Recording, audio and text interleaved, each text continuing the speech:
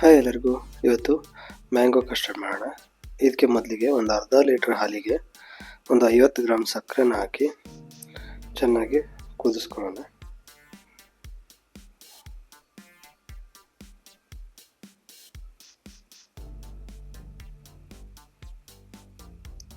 ಚೆನ್ನಾಗಿ ಕುದೀಲಿ. ಇವಾಗ ಕಸ್ಟರ್ಡನ್ನು ರೆಡಿ ಮಾಡ್ಕೊಳ್ಳೋಣ. ಇದಕ್ಕೆ 2 ಸ್ಪೂನ್ ಕಸ್ಟರ್ಡ್ ಪೌಡ್ರಿಗೆ ಒಂದು ಅರ್ಧ ಗ್ಲಾಸ್ ಹಾಲನ್ನ ಹಾಕಿ ಮಿಕ್ಸ್ ಮಾಡ್ಕೊಂಡಿದ್ದೀವಿ.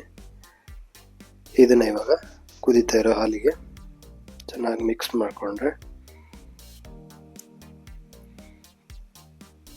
ಕಸ್ಟರ್ಡ್ ರೆಡಿ ಆಗುತ್ತೆ.